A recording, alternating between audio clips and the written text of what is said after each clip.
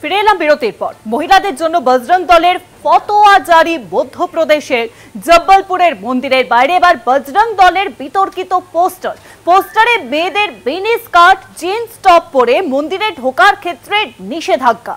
এই ধরনের পোশাক পরলে বাইরে থেকেই সরতে হবে দেবতা দর্শন।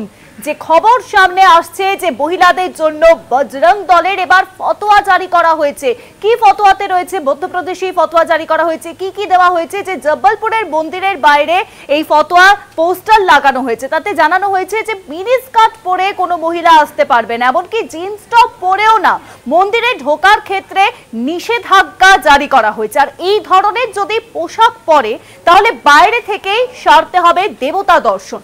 আর বিষয়ে আরো জানাবেন নিউজরুম এখন সঙ্গে রয়েছেন আমাদের প্রতিনিধি শাশ্বতী রায়। শাশ্বতী, দেখো, লাভ জেহাদের পর আবারও যেন বজরং দল সক্রিয় হয়ে উঠেছে। এবার মধ্যপ্রদেশের জবলপুরে একাধিক মন্দিরের বাইরে এই ধরনের পোস্টার দেখতে পাওয়া যাচ্ছে, যেখানে পরিষ্কারভাবে লেখা রয়েছে যে ভারতীয় সংস্কৃতিকে বজায় রাখতে হলে ভারতীয় পোশাকে মন্দিরে প্রবেশ করতে হবে। আর যদি মিনি স্কার্ট, জিন্স টপ এই ধরনের জামা কাপড় পরে মহিলারা বা শিশুরা আসেন, তাহলে পরে তাদেরকে মন্দিরের বাইরে থেকেই দর্শন সম্পন্ন করতে হবে। কার্যত মন্দিরে ঢোকা এবং কি করবেন একজন মহিলা তার উপরও নিয়ন্ত্রণ করার এক প্রকার প্রচেষ্টা। এবং সেখান থেকে দাঁড়িয়েই এই পোস্টার বারবার করে চোখে আঙুল দিয়ে দেখাচ্ছে যে লাভ জিহাদের পর এবার বজরং দল তাদের নিজস্ব মতামত প্রতিষ্ঠা করার জন্য মন্দিরগুলোকে টার্গেট করছে। এবং সেখানে দাঁড়িয়ে মন্দিরে মহিলাদের পোশাক আশাক এবং তাদের আচার বিচারের উপরও নিয়ন্ত্রণ করার একটি প্রক্রিয়া। এবং সেখান থেকে বলা হচ্ছে যে মন্দিরে যখন প্রবেশ করবেন তখন যেন মন্দিরে ঢোকার আগে মহিলা বা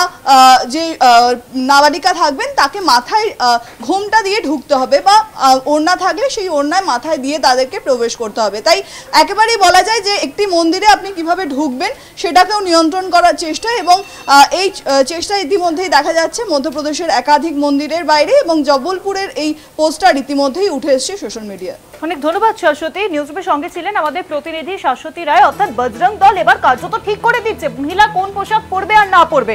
কি ঠিক করা হচ্ছে যে মন্দিরে ঢুকতে গেলে কোনো রকম ভাবে শর্ট স্কার্ট বা জিন্স টপ এগুলি পরে ঢোকা যাবে না, মাথায় ঘোমটা দিয়ে ঢুকতে হবে। আর যা নিয়ে কিন্তু শুরু হয়েছে চর্চা।